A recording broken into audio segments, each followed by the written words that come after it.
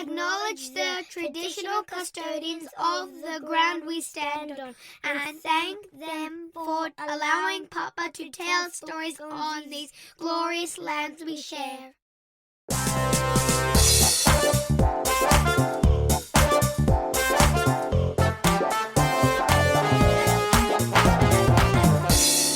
When we announced this show, I was inundated with fan mail, not for me, but for Jamie.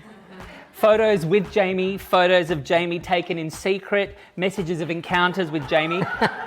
But this, all of my family are all in this corner over here with my back to them. But this actual text message was my favourite, Jamie. It goes like this. I walked past a plant seller at the Bangalow market and there was a bloke bent over with a good-looking bum. He was stacking plants into his car and lo and behold, it was Jamie Durie. I tried my best not to blush and flirt. Thanks to him, I bought 5 to 6 ferns and some other things he suggested, which I didn't know I needed. And that was from a straight man. So, and on that note, let's start the show. I think of the ancient caretakers and storytellers of the ground we stand on and thank them for allowing me to pass through with more stories on these glorious lands we share. Welcome to this special live audience recording of 3 Food Memories presented by St. Cloche with renowned designer, horticulturalist and TV personality Jamie Durie. Thank you. Welcome. Jamie is a true visionary in design and sustainability, an internationally loved designer whose passion for nature has touched not just landscapes, but lives. From creating beautiful outdoor spaces to supporting meaningful causes, Jamie brings heart, warmth and purpose to everything he does. He's more than a familiar face. He's a voice for the planet and a soul deeply committed to making a difference, whose impact is both inspiring and human. It is my privilege to share Jamie's 3 food memories with you. Memories we not only get to hear about, but taste as well, alongside the stories behind them. Everybody has a Jamie Durie story, and now it's time to hear his. Jamie Paul. Yes. Jamie Paul Durie, OAM, welcome to 3 Food Memories. Oh, thank you. Now, Very flattered. a big thanks to you for having us in your home. I mean, it speaks volumes both about your warmth and openness. So it's very rarely that you get to come into a house like this and see the layers of thought, the layers of production and the thinking. I mean, your home is beautifully named Bella House. Every home tells a story. What's Bella's story? So I first found this block about 10 years ago, and I pounced on it straight away because it's very unusual to be able to get a sunset over the water in the eastern seaboard. And I grew up in Western Australia in a little small mining town called Tom Price, and I got very used to western sunsets over water. And so for me, that felt like coming home. And even though it was a tiny little kind of asbestos weatherboard shack that was, used as a fishing holiday house for many, many years, and probably 80 years old at that stage, for me it was about just putting my foot on this land. And I was coming back and forward between the US and here for many years. And then eventually when COVID came around and I thought, okay, time to settle down and have a family, I thought, right, better do something about this house. So Bella House was born from a number of sketches through a few dear friends of mine, Robert Morrams from Fender Katsalides, Callie Vanderweer, I had a great architect from South Africa who I'd done a lot of work with, and we lodged the DA, and after much to and fro with neighbours and so forth, which you probably all read about, I think I was on the front cover of the paper for attempting to take down a tree, and the headline was Nature Stripper.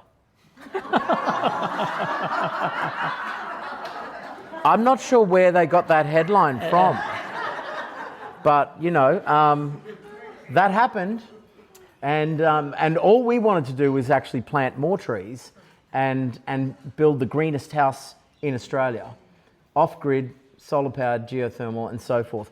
But getting back to your point, the reason we called it Bella House is Bella is the local Indigenous term for sun goddess. And so this is Sun House. And that's how the house was birthed. So the house has been one of your biggest projects to date. I mean, I've just learnt to put together the IKEA shelves. So what was the driver behind this place, and what kept you there to the end? Well, I think there's been a lot of myth and a lot of greenwashing around sustainable building practices. And what I wanted to prove with this project was that you don't have to compromise to build something responsible and ethical. And, from the zero VOC paints that we use down to the sustainably sourced clay in the tiles, through to the sustainably sourced timber, through to the geothermal heating and cooling system, through to the solar system, everything that's gone into this house, including the 230 plants that we're sitting, which is constantly cleaning our air, has been meticulously put together in a very luxurious way, to take away the myths behind eco being hard work or not high designed or well designed and not thoughtful. And so I wanted to build a house without compromise. And this is, for me, a house without compromise. It's all the ideas I've ever dreamed of after 30 years in the industry and working on gardens in Los Angeles and Hong Kong. And we had a practice we hired 171 staff in 12 countries. Wow. So we had, our landscape architecture firm had 21 staff in Dubai, where we did multi-residential $2.4 billion master plans, 6 or 7 staff in Los Angeles, 52 staff here in Sydney, another 6 in Melbourne, 12 in Hong Kong, 6 in Singapore. We did a lot of work commercially abroad, not a whole lot here in Australia, because, to be honest, we were so busy with all the work that we'd done abroad. And so this is really a culmination of all the ideas that I had absorbed from my travels, and how do we distill that, find the best nuggets, and then make them come together in a harmonious way. Bella, the construction of Bella was captured on the TV series Growing Home with Jamie. I mean, it was if anyone saw the series, it was a roller coaster ride, and I believe there's a roller coaster down the side of the place, isn't there? So was this a dream home you'd always wanted to build, or a television series you always wanted to create? Good question. This was always our dream home, and this was something that I had conjured up and started dreaming of 10 years ago. It wasn't really until COVID came around, and I guess we were all forced into a corner during COVID, and it was a great reboot for all of us, because we all kind of got to recalibrate our thoughts around where our careers and our lives were going. And I thought, you know what?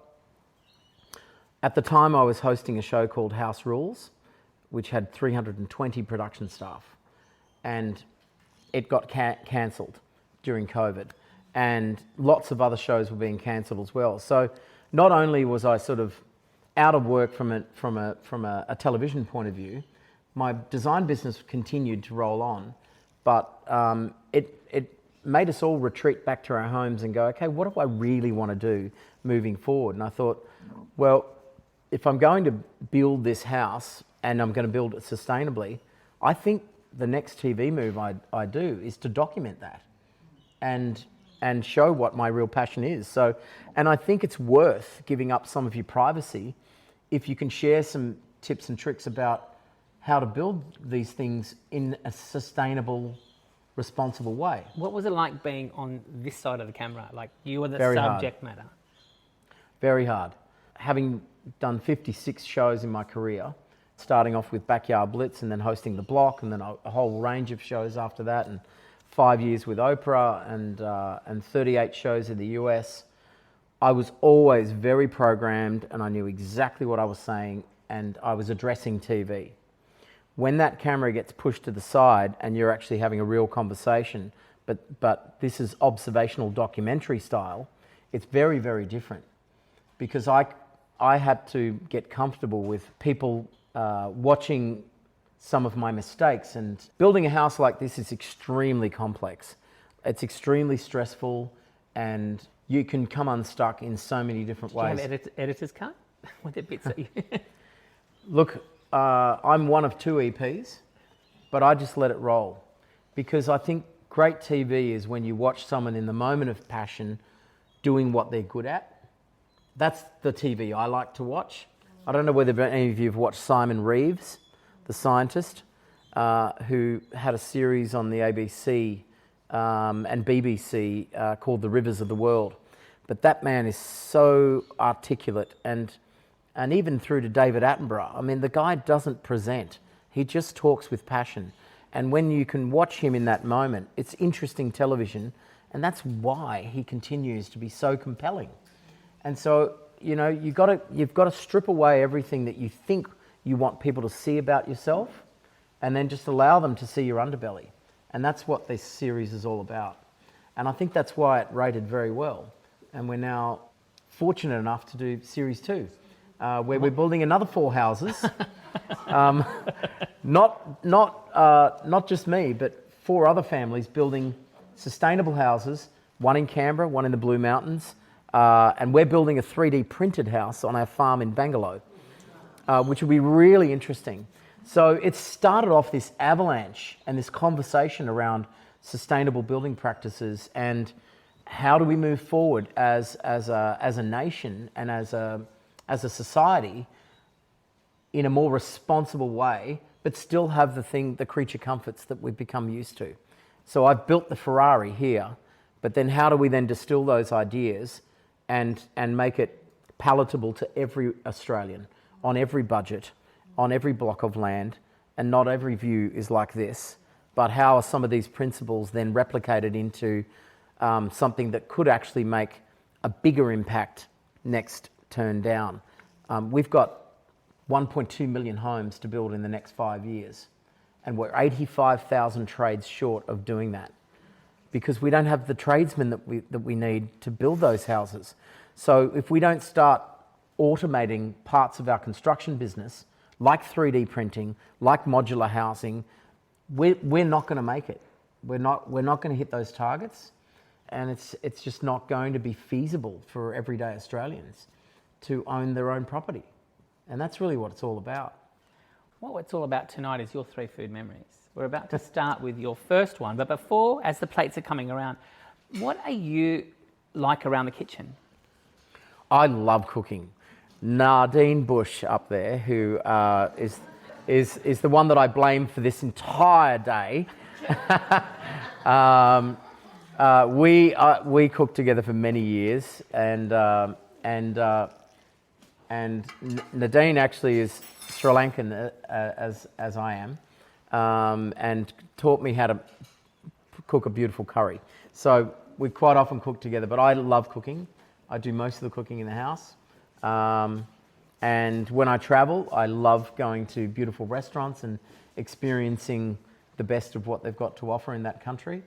And one of my first big memories of travel would have to be Kyoto. And this we have tonight is, this afternoon rather, is tuna nigiri, but your memory is tuna sashimi. Yes. But this one we've turned into a nigiri with a shiso leaf, some wasabi cream, soy gel, and pickled ginger with radish. Yes. So the tuna sashimi in Kyoto. Yes.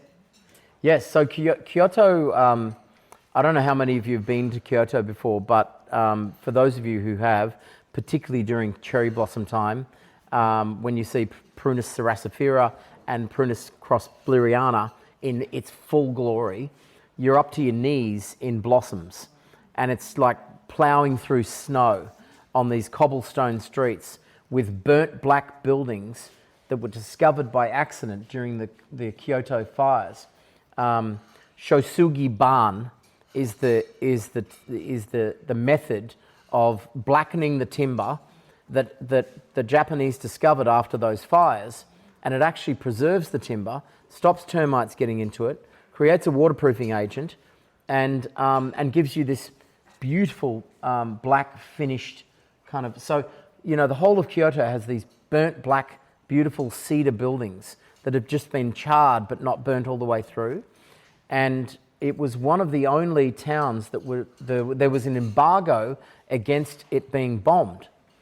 So that's where all the culture sits in Japan. There are 2,248 shrines, temples, and sacred gardens in Kyoto district alone, and not one bomb fell on it. There are 820 geishas in Kyoto alone. There are only 940 left in the world. So all the culture sits in that town. And I was lucky enough, I've had about 15 trips over there. My favourite garden would have to be Shisendo. It's a 640-year-old Buddhist garden, and it's very, very peaceful and really contemplative. Pleached bamboo, which is where you take away all the lower stems of the bamboo and allow the foliage to sit at the highest tops, and that allows the light to come through to the base of the bamboo where some of the mounded azaleas sit, and they're clipped into beautiful, perfect balls. But what a stunning garden, what an amazing culture, what a place of discipline and thoughtful design. And I was lucky enough to get taken to this backstreet local little sushi restaurant where there was a river running through the bench top of our table. And with that river came the food that was on these little boats that were floating through. And so it was like a sushi train, but you were kind of like, you were taking your food from the river. And of course, some of them were turtles that had been turned upside down and literally just, you know, and they were eating the sashimi, the turtle, straight out of the shell. That was something I couldn't quite bring myself to eat, because I do love turtles. But the sashimi was absolutely melt in the mouth sashimi, and I learnt about the belly of the tuna, which was the most tender, mouth-watering part of it. Melts in your mouth. Is that because it's fatty? Yes. Yeah, exactly. And I never forgot that taste. And I've always been a big fan of tuna ever since. Let's look at growing up in Tom Price. For those of you who don't know, that Tom Price is an iron ore mining town in the Pilbara, Western Australia. It's a very, very remote place. Jamie, what are your memories from this time growing up? I think growing up, that's delicious, by the way. Fresh tuna. Isn't it? Thank you, everybody. Wowzers. Let's hope it's sustainably sourced. It is. I don't know whether any of you have seen Seaspiracy, but if you haven't, have a look at Seaspiracy. It'll make you look very differently at seafood again. But back to Tom Price. I grew up on powdered milk and red dirt. It was a very, very small little mining town. My father worked in Hammersley Iron. And I remember my dad chasing a brown snake through the backyard in his underwear with a shovel. I remember my mum planting beautiful red roses in stark red dirt desert that looked like it had not an ounce of moisture. But somehow roses have a great way of surviving in dry climates, you know, which is why they grow so well in Adelaide. And I have great memories of Tom Price, purely because I think we didn't, you know, TV wasn't really a huge thing for us kids. We were very outdoors. And I think just growing up in a small town makes you appreciate nature. You have a much bigger connection to nature. Is this where your relationship with the land developed? I think so, yeah. I think so for sure. Because we didn't sit in front of video games and TVs back then. I think the children of today are suffering what I would call nature deficit disorder. And there was a book written on this called The Last Child in the Woods, which Nadine and I talk about quite a bit. And it's really a big problem. And I think kids have to spend more time outdoors. And I think our parents were very big on just, you know, forcing us outside and building cubby houses and tree houses and playing with slingshots and all sorts of things. And I was a real boy's boy, you know. Yeah, you're a quarter Sri Lankan. Is there Yep. any of that Sri Lankan cuisine feature in your food memories? It does, yes. I had some extraordinary meals in Sri Lanka where I did a documentary on the place back in the early 2000s, and it is definitely one of my favourite foods. If you haven't had Nadine Bush cook you a curry yet, I highly recommend it. We're all going to your place after. Yeah, that's where we should definitely road. do the next food memories. But Sri Lankan cuisine is kind of like, it's like your tropical curry. You know, it's. Did it feel like home? Yeah, it did. Right. Totally. Yeah. So it answered a lot of questions. Oh yeah, yeah. The cinnamon, the turmeric, the cardamom, all those colours flavours. you use right through the house, aren't Yeah, they? yeah. Lots of rich colours. I love those sorts of colours through the house, and very inspired by Sri Lanka. You were young when your parents split and you moved to the Gold Coast with your mum. And there were long periods of time that you didn't see your father. However, regardless, to this day, you have an extraordinary relationship with your father. Oh yeah. What's your father's name? Dave. Now, you have 3 children of your own. Yep. There's Taylor, Bo and Nash. Yep. How has the bond with your dad informed your fatherhood with your children? I probably, if I'm honest, didn't get enough time with my father when I was young. And my first child, Taylor, was born when I was very young. I was 23 at the time, and in the middle of a very different career, travelling the world. We'll get to that later. Has something to do with that headline I mentioned earlier on. That was 8 years of my life that I will never forget. But it took me around the world, and from there, going into 4 years of studying horticulture and then birthing this business in landscape architecture, I really did marry my career. And so I think I've probably, and Taylor's grown up in America. So for me, having a home and a business in America for a few years was really great during her teenage years. And we lived together for quite a while, which was great.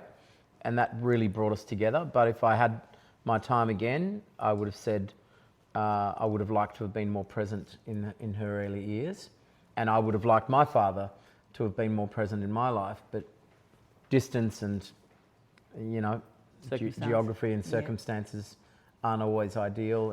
And so what I've worked on with my current 2 children, who are 2 and 4, and who are absolutely delicious, is I just give them every moment of my time now, every single moment. Because I just think a father's love is something you can't recreate, and you can't turn back time and get that opportunity again. What does being a dad mean to you? Everything. For me, it's paramount now. I think when I first embarked on the first sketches of this house, sure, there was a lot of passion around it and all that sort of stuff. But the moment I had started a family, it was like I had this turbocharge behind me, and everything was for them.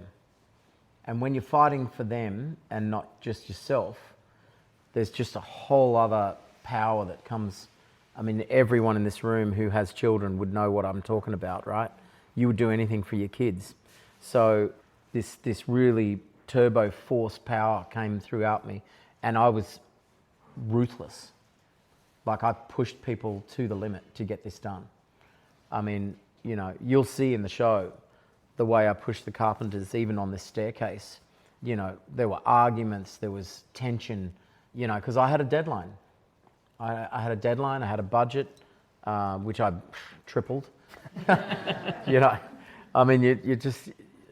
I think I read recently only 1.2% of houses come in on budget. 1.2%. So, strap yourself in if you're going to get ready to build here in Australia. Because now it's 17 times your wage. And back in 1985, it was twice your wage. It's the most expensive in the world now, our real estate. What are you teaching your kids about the home? I mean, Taylor is actually a designer. She's a garden designer. Yes, she's a floral designer. Floral designer. Yeah. So what are you teaching, both the young ones, Bo and Nash, and Taylor, about home and garden? deep connection to nature.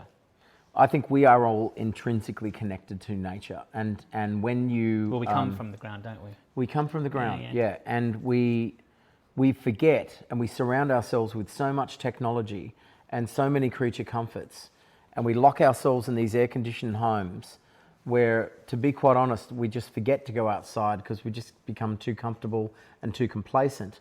But when we do get outside, we can't explain what it feels like, but we know that it's good for us.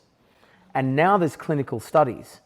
You can go to Japan now on a 2-week trip called forest bathing. Nadine and I talked about this for many years. And 4 hours a day for 2 weeks, walking through the forest, can have an increased effect on the natural killer cells in your body, which means your immune system is better at fighting tumours and infections and a whole range of things like anxiety, blood pressure, right through the list of every ailment you can ever imagine. So when I built this home, I'm forcing people to get connected to nature. So even when you are sitting in the living room, you've got 230 plants around you. And that's why it feels good to sit here. And you can't explain it, but you're breathing it, you're feeling it, and you're looking at it. Even looking at the colour green gives you a sense of well-being. So I think we've got to find better ways of connecting ourselves to nature through design and architecture, and bringing nature into the home as much as we possibly can. The average house built here in Australia is 21 times the acceptable levels of volatile organic compounds that we as humans should accept from a health point of view. I believe the new asbestos is volatile organic compounds, VOCs. They're carcinogenic. They're in our curtains. They're in our textiles. They're in floor polishing. They're in vinyls. That new car smell is VOCs. It only takes 5 mature plants to take out 75% of those VOCs in one medium-sized living room. But I went a little further with 230 because I really wanted to prove the point. And everyone who walks in here feels it. And maybe I'm a little over the top. No. But I'm getting that message across, right? I'm trying to get maybe just a little. All right, then, now that we're over the top, let's take this next food memory number 2 takes us on another journey to the Arctic. It's carpaccio. Now, you travelled to the Hudson Bay for this one. Oh, yeah. And you made a show about it. I didn't. Channel 7 did, yeah. But weren't you in it? Yes. Okay. Tell us about this second carpaccio memory. And by the way, as it's coming out, it's carpaccio with mushrooms, some hazelnuts, and a parmesan croûte. Yummo. So this was an interesting one. For a while, one of my favourite roles in television was I was an environmental reporter for a show called Sunday Night on Channel 7. And it's a real shame that it's not on air at the moment, because it was the 60 Minutes of Channel 7. And they had some incredible journalists working on this program. And I became very close to a whole range of great journos like Dale Padgett, and who's still one of my dearest friends today. Anyway, I did a number of stories in Africa. We followed the trail of the Ark of the Covenant through Ethiopia. I went to Montana and looked at the increased bear attacks because of climate change. Bear attacks on humans because of the lack of food source because of climate change. And then I was lucky enough to go to Hudson Bay, where we were looking at, some of the polar ice caps melting.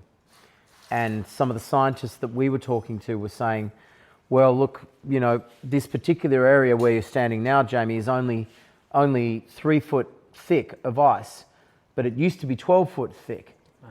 And so, it's constantly melting. And I put my foot down like that, and my foot went straight through the ice. It was only 3 inches deep. So our polar ice caps are melting at such an enormous rate. We really, we've really caused so much damage. And my theory on climate change, or extreme climates, which is now what we're all becoming acutely aware of, increased, heat, the hottest year on record last year, worldwide, increased snowstorms, increased tornadoes, increased bushfires. Everything's extreme now. let's not talk about this from a political point of view, because this isn't about politics. This is actually about humanity. And let's just talk about the fact that carbon is a pollutant. And if we were to see our neighbours walk down the street and throw a bunch of garbage out the window of their car onto the pathway of the street, we would stop them and say, hey, would you mind picking up your rubbish? So if we are that conscious about telling our neighbours to clean up after their own mess, well then why aren't we more conscious about telling some of the industrial polluters around the world about cleaning up the pollutants that are going into our atmosphere? Because that's also garbage. And let's not talk about whether humans have created climate change or whether that is even the cause. Let's just clean up the mess. Let's just not pollute anymore. So do you think we can reverse the damage being done? I think what I'm reading from most scientists is that it will be very hard to reverse it now. We're probably moving into a new phase where plants and animals have learned to live in different climates, and we've lost 37 species, which means of we animals would as well. Yeah, as humans we would have. Yeah, we already are. We already are, and I think we as I trained with Al Gore back in 2003 to be one of his climate change presenters, and I remember back then it was called the Climate Change Project. Now that same initiative is called the Climate Reality Project, right? And they're working with data all the time from all over the world that are very, very current. But I think we are moving into a different world where some species may not be there in 50 years. So to reverse it right now would be almost impossible. I remember him saying if we had an increase of temperature of over 1.6 degrees, we're in trouble. Well, we're there now. When you were in the Arctic, you stayed in an igloo. Yes. And you had this reindeer carpaccio. What did it taste like? We've done a grass-fed beef here, so it's not reindeer. We've saved you from Rudolph. Yes, it was caribou. Yeah. Actually, and it was pretty extreme out there. We were in the middle of a storm. He built this igloo. How do you build an igloo, by the way? It's amazing. He uses this thin little saw and just cuts through the ice and creates these blocks, and then uses soft snow in between it to mortar it all together, and then just stacks it all until he gets to the top and puts the closing piece on. And you get in there and you really are warm. It's amazing. Anyway, we stayed there. We slept a couple of nights. Obviously, there's no food, so you live off the land. He was a great hunter. He took down a local caribou and tore it apart and dragged it into the igloo, and it was frozen, and we just sawed off a little bit of his rump, and I just had it, and it was incredible. It was amazing food, and I'll never forget that experience. You just had the meat. There was nothing else. That was it, yeah. Right. Yeah, it's just pure protein. But I remember diving because the Inuit were looking for new ways to find food, because some of the species and even the animals that are attracted to those species were not there anymore because of climate change. And so they were diving under the ice to get shellfish and things. And I dived under 5 feet of ice where it was 2 feet deep, and then swum between the river floor and the ice cap with a rope attached to me, and the cameramen all around me kicking up all the silt. And I panicked, and I could not find my way back out.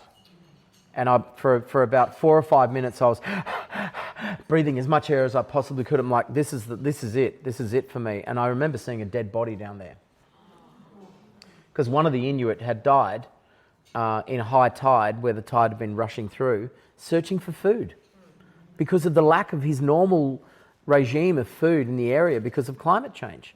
And I thought, oh God, I'm going to be, this is me, this is it. And then just as I was thinking that, I looked up and I saw this tiny little ray of light, like a heavenly light from the top, and it was busting through all this cloudy, misty thing. And there was a 94-year-old Inuit at the top of the hole holding my rope who'd let it go loose. And I'm like, and I think he was focusing on something else with one of the crew. Anyway, I pulled my way back up with the rope and finally got my way, and I thought, I'm never ever doing that again. And I've actually had a lot of anxiety about diving since then, because you're in a dry suit and it's extremely cold, and if you get any exposure to that temperature of water, you're dead in minutes, you know? I'm going to quote you. We all have a responsibility to protect the planet. Correction, to protect our planet. What can we do within our home environments, Jamie, to contribute to a healthy ecosystem, other than buy ferns like the straight man? So we can all do something, even on a small scale, and that's kind of why we birthed this show. And without being preachy, I called the show Growing Home, not Green Home, because I didn't want people to feel like we were preaching at them. But the lessons that come about throughout that show are really important. From LED light globes to zero VOC paints to solar powered systems, even your hot water system takes up about 52% of your energy in an average home. So even if you just put solar panels on just for your hot water system, we'd be cutting half the energy usage for every home in Australia. And every home should have a rainwater tank, because we are all going to experience droughts. And then we wouldn't have so much impact on our dams and our riverways and so forth. So there are millions of tiny little lessons that we can all do at home to kind of lessen our impact. We're actually one of the dirtiest nations in the world. Why do you think that is? We produce more carbon here in Australia than anyone else per capita. It's pretty horrific. Do you think that's because we have an excess of resources? Yes, and unfortunately, only 6 out of the 10 companies that have taken gas from our country, 6 of them don't pay tax and don't pay any royalties. Whereas we as Australia all pay tax and we all pay royalties. But companies can come into here and take our own gas and then pollute the area and exude carbon emissions through the fossil fuels that they're taking. But our government just lets that all go. And I just find that astounding. And then you look at countries like Norway that have created sovereign wealth. They're one of the wealthiest nations in the world. And they tax on the profitability of those mining companies. They don't let them come in for free and just take fossil fuels. But that's why everyone's here taking fossil fuels. That's why we are a dirty nation. Because why wouldn't you? They're not paying tax. They're not paying royalties. Come on in. Australia's free for all. Let's talk about that famous newspaper quote, not the one that you spoke about. What was it? The stripper? What was it? The land... Oh, the nature stripper. The nature stripper. But let's talk about another one, from hot pants to pot plants. Somewhere between your time in Tom Price and on the Gold Coast, you joined a little troupe of performers, a bit like the Von Trapp family, but not quite. It was called Manpower. That's what they're all here for. They want these yarns. When you look back... I reckon they're greener than you think. Definitely greener. But when you look back on those years, do you smile and giggle as much as we do? Of course. I have not one regret. And when I started Manpower, I was one of the founding members. I was 16. I left home when I was 15. And that would not happen today. No way would that happen. But I don't have 1 ounce of regret, because for me, it allowed me to walk into the university of life. Like, we did 42 countries a year for 8 years. I toured all over the world. I lived in Manila, Taipei, worked in China, worked in Europe, worked in London at the West End Theatre, where In Excess came on after us. Wow. I worked on a stage in Leeds where Houdini first played, in London. And then, of course, spent 8 years working in Las Vegas in a $50 million showroom with lights and pyrotechnics and beautiful trapeze shows and got to train with Cirque du Soleil and met extraordinary people, dated princesses and all sorts of things. It was amazing. I wouldn't change one thing. I wouldn't change a thing. It was fantastic. So Hot Pants to Pot Plants perfectly captures the shift from entertainment to the nurturing world of gardens and designs. Was it a sudden shift, Jamie? Oh, so yeah. So when you're touring that heavily and you're doing 10 shows a week and you're cooped up in a little hotel room, you are completely disconnected from nature. So without even knowing it, I had disconnected myself from nature. And so this little boy who grew up in an outback town, who was used to running around barefoot, you know, playing with sticks and stones and making tree houses, was suddenly cooped up in, you know, Las Vegas hotel rooms and hotel rooms in Taipei, and like completely disconnected from nature. And I think I got to a point where I was like, I don't think I can do this anymore. And if Did the body react? I think, yeah, I could feel myself getting stale, and my body was unrewarded, if you like. Although we were in the gym like 2.5 hours a day, But it's a different type of body feel, isn't it? Yeah, different type of body feel. And I think, you know, that nurturing that happens when you reconnect with nature is not something that everyone can explain. But if you've had it, you always want to go back to it, you know? And so I think reconnecting, finding a way to mix, because back then I was involved heavily in the lighting design, costume design, choreography, acrobatic, trapeze work. I did a whole bunch of really creative things on the stage. So I was used to creating theatre on stage for many, many years, even from a young age of 16. And I thought, well, if I'm going to go into a new career, I still want to create all that theatre, but I want to do it with things that are healthy for the planet and me. And that is the designing with plants. And so I met this incredible guy who I'm still very close with today, called Paul Bangay, one of Australia's greatest garden designers. And Paul was at my show, actually. I think it was the Metro in Melbourne. There were 3,200 women there. And there was Molly Meldrum and Paul sitting next to him. And we met backstage, and I said, Paul, what do you do? And he said, oh, I'm a garden designer. I said, really? I said, that sounds so cool.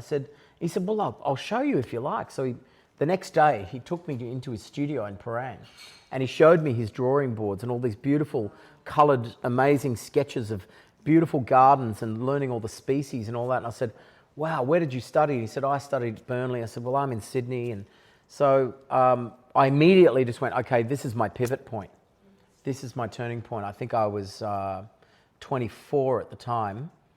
And then it wasn't until I was 26, 27 that I left the group and enrolled in a 4-year course in horticulture and landscape design. Did you miss the group when you left them?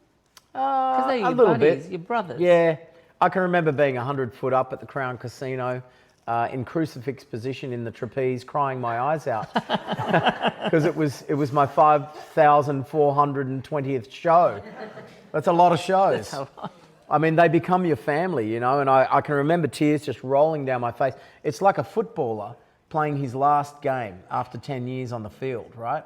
And giving up all your mates that you've ever played footy with. And for me, you know, my best friend is still the one that I toured with, Chris Rutledge, and we're still in touch today. Leaving that and going into, you know, going back to study in horticulture was a very sobering experience. But it felt right. It felt right. I knew that if I wanted to paint with plants, I had to learn my library. And it was the only thing I really excelled at from an academic point of view in my career. I got something like 92.7% in my plant identification tests, and like it was really, I just went at it really hard, you know. I'm going to race through your very, very big life, but you worked with, you mentioned it earlier, you worked with Oprah. Yes. What was it like working with the woman? Oh, that was amazing. I think she's definitely one of the most generous conscious media personalities, journalists that I've ever worked with in my career. What's it like being in her space, in her sphere? A little controlling. Right. What does she smell like? She smells great, actually. She gave me a lovely warm hug in the tea room just before I was about to go on and do my very first gig in Chicago. And I must have been 36 at the time, I think. And I'll never forget, you know, she held my hand. She goes, "We're going to be so good. This is going to be really fun." And did you believe her? And then she gave me, yeah, I did, yeah. And I think, but no one's done as much as her in terms of doing great things for community and humanity, I think. You said she's controlling. You felt... Not her. Not her. Her The minders. Right, the people around her. The people around her are extremely controlling. And she had 1,100 producers. Wow. I had 2 of them emailing me at the same time from one side of the office to the other. And they didn't even know they were both emailing me to come on the show. But apparently I came up on their radar after hosting the block. And they're like, "Oh, you got to get this gardener on." And so they whisked me off. And straight after that show, we went into contract negotiations for 5 years. And I never regretted one moment of it. There's a fantastic photo of you, Oprah, and the Obamas downstairs. Who's the other fellow in that? My previous agent. Right, yeah. And it's all... I mean, there you are with some really big names. Yeah, it was amazing. That was at the Obama 08 pre-election dinner at Oprah Winfrey's house. And I'll never forget that experience because there were only 500 guests. I was very lucky to be invited. We got these little Obama 08 blankets and we sat on the back lawn and there's this giant full-size stage like a rock concert and Stevie Wonder comes out and plays. Look at the goosebumps I just had on my... Like, I'll never forget that moment. And there's Stevie Wonder blasting away for about an hour and tears were rolling down my face. And then Obama got up and made one of the most elegant speeches off the cuff, no notes, that I've ever heard any politician ever make. And I was just a mess. Like, he was so inspiring. What gets you that it brings you to tears?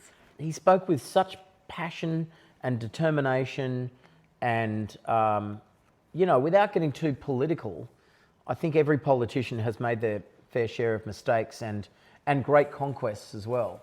But I think Obama did a lot of great positive things for America. And he was one of the most elegant leaders they've ever had. And heartfelt, like very warm individual.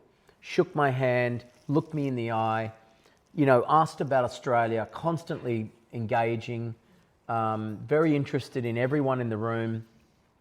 And mate, I was probably the last person he needed to spend time with. But there we were talking about turf, and over there is Sidney Crawford and George Lucas, who's from Star Wars, and all these incredible names. Sidney Poitier was asking me about his lawn, and I'm like, I had to run outside and call Mum. I'm like, "Mum, you'll never guess who I'm sitting with. This is crazy." And I'll never. And then Oprah said to me, "Hey, you've got to come back tomorrow morning for breakfast." I'm like, "Really?" And then she's making orange juice for me and Stevie Wonder at her breakfast counter. It was unbelievable. Jamie, it's like she set a place at the table for you. She did, yeah. She, not figuratively speaking. Yeah, she definitely birthed my career, particularly in the US. I mean, after that moment, I went on to do 38 shows, which was like back-to-back unheard of. Like that's twice as many shows as I've done here in Australia. It's like being in the Oprah book club, isn't it? Yeah, it was amazing. Yeah, it was amazing. There were 24 million viewers on her shows back then when she was at ABC. And look, and that comes at an enormous responsibility because you've got all these people watching you. So that means what you're delivering and what you're saying has got to really be on point and for the people, doesn't it? Yeah. So I was really careful about some of the things I was talking about. And I think you have to be careful and responsible about where you're taking your audience. I remember watching some of the videos even recently and going, okay, I said something like, I'm in the business of connecting people with plants, because intrinsically I believe we're all connected to plants, which is kind of not a lot different to what I just said 5 minutes ago. Right, so I think if you just stay true to yourself and you stick to those ethics, people know you're not bullshitting, and it comes from a real place. And it also comes from a place of expertise, right? So if you know that what you're speaking about is factual, then you don't have to be somebody else on TV. You can actually just be yourself.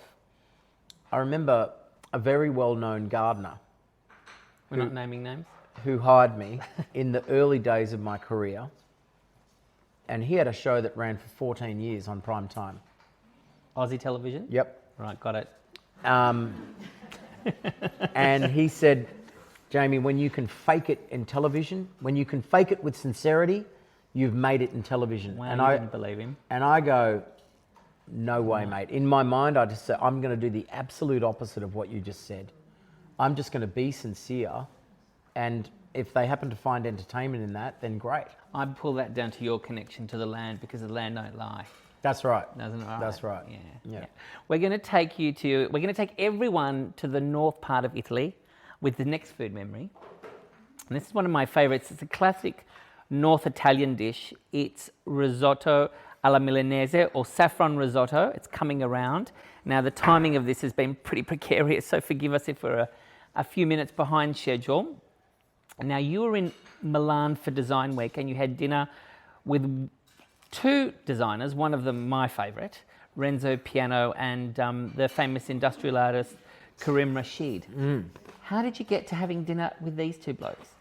Well, in 2002, I launched a garden collection called Patio, which was probably one of the best businesses I've got. And I started designing outdoor furniture and hand tools and garden digging tools, potting mixes with my own recipe of soil. And I just started designing a whole range of furniture and things. And I birthed a real passion for furniture design. Because one of the great things about designing furniture is that nobody could fuck with my design, right? Like, when you're a landscape architect, your garden might look good when you first present it to the client, but after that, if it's not looked after or maintained, you go back 5 years later, it's not there anymore, or it's been forgotten about, or it's not been. And so all that hard work and thoughtful kind of design within the landscape just goes. But, you know, any designer wants to have a little bit of a legacy or something they leave behind. So here it is. I'm sitting We're in sitting it. on it, yeah. So I over 17 or 18 years, I birthed a little design team and worked with some really talented industrial designers, and started to develop my own aesthetic, if you like, for not just outdoor furniture, but indoor furniture. And I developed a relationship with Reva 1920, who wrote to me and said, we'd love you to come and design a few pieces. And today I now have 32 pieces with them. Wow. Because every year we would design more pieces and go and present them at the Milan Furniture Fair. And so that became a really exciting offshoot for me, and something that I've held, a passion that I've held very dear to my heart. So the dinner with Renzo and Karim, you had this risotto. Why was this risotto so memorable? Well, it's not every day you get to sit next to greats like that. I mean, one of the best buildings that we have here in town was designed by the great Renzo Piano, the terracotta building on Macquarie Street. And he designed that Italian modernistic terracotta tile cladding for high-rises. So he took his Italian craftsmanship and knowledge of working with earth and firing earth 100 stories high. And that's what made him so compelling, right? Because he took nature onto the external of a high-rise. No one's ever done that before. There's a lot of Renzo and Karim in Bella. Renzo has a living architectural feel, and Karim's futuristic vibrancy. Both have a human-centered approach, as does Bella. I want to know, when did you discover design at this level? Do you remember the first house that you saw, or was it a building, or Was it a piece of furniture that you saw and were like, wow, punch in the guts, wow? I was shooting my second last calendar in the Manpower days. So things were coming to an end there. Yeah. Yeah. And I remember being in Taos Pueblo in Santa Fe, New Mexico, and going into one of those adobe villages and seeing the beautiful timber doors that were all beautifully architecturally carved and wedged into buildings. But also, I think, subliminally, I was always out taking photographs of architecture when we were working in Europe and London, all through London and Paris and Spain and Thailand and Taipei. I was taking photographs of architecture while the guys were at the gym. So I kind of always just had this fascination for architecture. And in a way, I'm a frustrated architect. But, you know, I started in the world of plants and now I've gone into industrial design. But I love it. I can't get enough of it. I'll never stop doing it. I think it's something you can do until you're dead. Don't die yet. I don't think we've had enough Jamie Durie. Jamie, as your social cause, you've chosen the Children's Cancer Institute, and you've asked that 10% of tonight's ticket sales be donated to the Institute. What drew you to support the Children's Cancer Institute? Nadine and I worked together for 17 years. We worked very closely with a beautiful landscape designer by the name of Harriet Rowe. I studied horticulture with her for 4 years. In fact, she helped me with some of my exams. She was fantastic. And she was an incredible girl. Beautiful, elegant, raised in Robertson, up in the Bowral area there. And 18 years ago now, she developed breast cancer. And she fought it for over 16 years. Relentlessly. I think she broke all the records for the amount of time that she had had chemo and radiation. That poor girl, her two girls that were 16, 15 and 17, had never seen her not attached to a chemo machine. Never seen her. Her whole life. And she fought and continued to be a great garden designer and designed a lot of extraordinary gardens up there. And then I think she just got to 50 and passed away a year and a half ago, 2 years ago. And it really struck me, like it really hit, because she was probably one of my closest colleagues.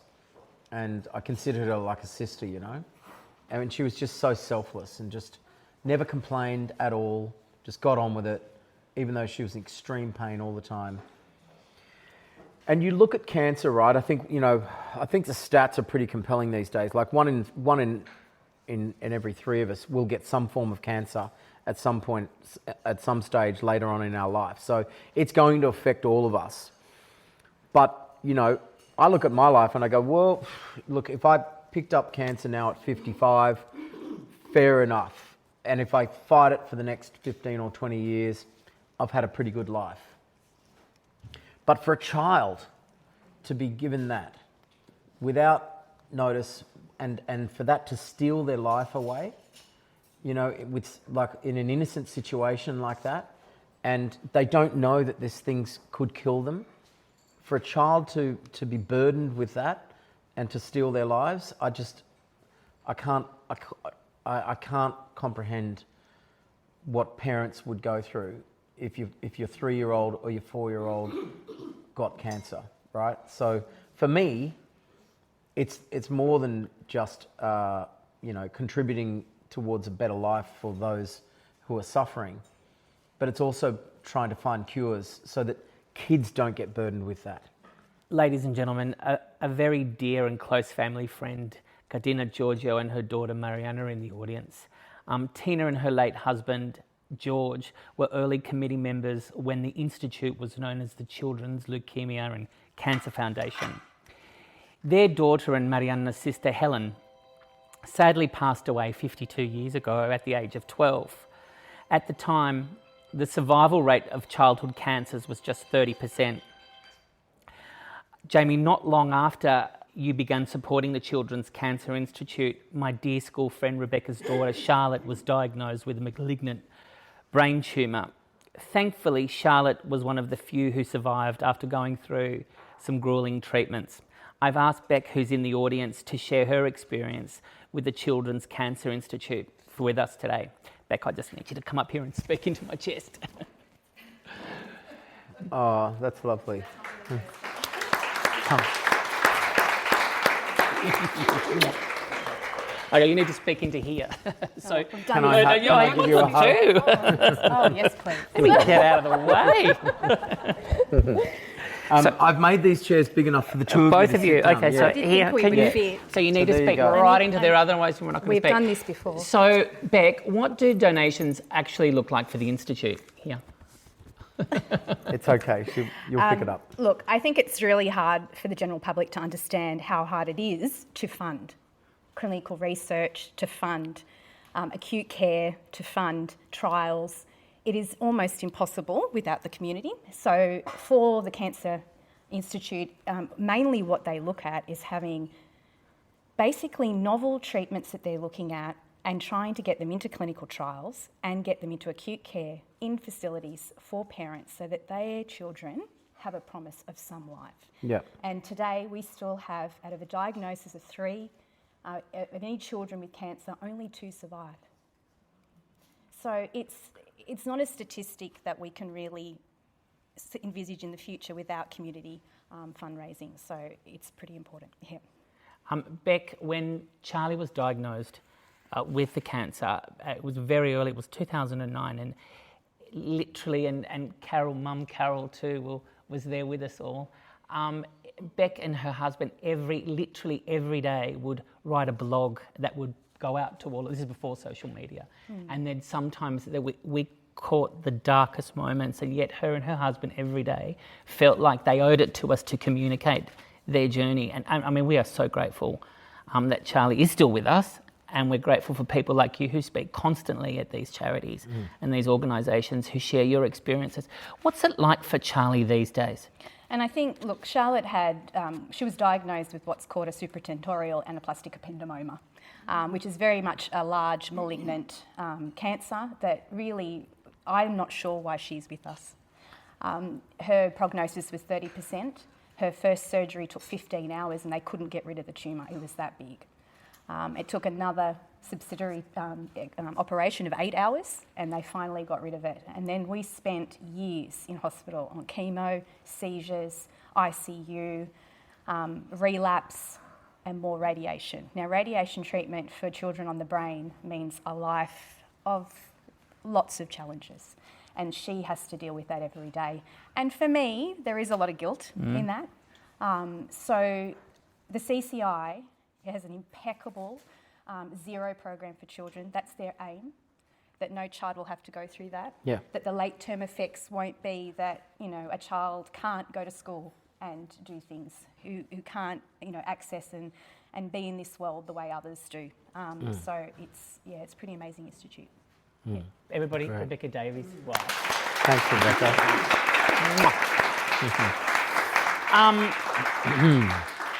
I'd like to dedicate this episode of TFM to the memory of Helen and to all the children who are no longer with us today. And just so you know, my Aunt Tina is still fundraising furiously to this day, and she's sized you all up to get prizes and donations from you, so just be careful. She's watching you sharply. We adore her. Now here, Jamie, at 3 Food Memories, we have an MFK Fisher Serve It Forth tradition where our previous guest, who was Corinne Oms, the runner-up on Alone Australia Season 3, presents you with a dish. Her dish is the wallaby and fern soup which kept her nourished throughout her time in the Tasmanian wilderness. How do you feel about fern and wallaby in dirty water? Bring it on. Absolutely. Now, Jamie, interestingly, I'm just about to produce with a dear friend of mine who's here in the audience tonight, a filmmaker, Melanie Hogan, in the back there. Melanie's got an incredible friend by the name of Neville Polina, and we've developed a new show called Unspoiled, which we recently won an actor award for, and we haven't even made the show yet. And they gave us a grant, and so we're embarking on our first foray into that and producing a documentary. We're taking not just other families, but all sorts of children and people from all walks of life who maybe need to have a reboot, and we take them into the outback and we put them in Neville's hands, where they walk country, they learn about the age-old philosophies, no water, no food, and they learn to survive the way they do off the land. But there's no way we can launch a show like that until we've done it ourselves. So we're going up north to the Kimberley next year, and we're going to spend a couple of weeks on land, no food, no water, all that stuff, and we'll see how it all comes out. So but, wallaby and fern soup, we'll get you the recipe. Wallaby and fern soup sounds pretty good to me. Right, Mel? What would you like to serve forth to our next guest? Oh, it's got to be a Sri Lankan fish curry, for sure. Really? Yeah. We'll pass it on. Well, I will tell you who our next guest is. It's Blanche de Puget, Bob Hawke's wife. Oh, that'll be great. She's going to love that coming from you. Oh, yeah, I love Blanche. We're great mates. Oh, that'll be good. That'll be great. Jamie Paul Durie, big thanks to you for opening your home to us. And I speak for everyone here when I say it's good to know you're more than just a pretty face on a bareback horse. Please thank Jamie Durie. Come here. Jamie Durie.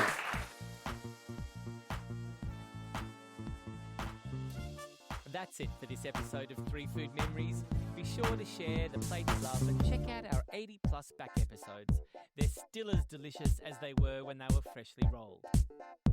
For all things TFM, head to the socials at 3 Food Memories. For more info and to send us a message, head to 3foodmemories.com. 3 Food Memories is edited by Lauren McWhirter with original music by Russell Torrance. Nastika la Philly, and bye for now. Thank you for listening to Papa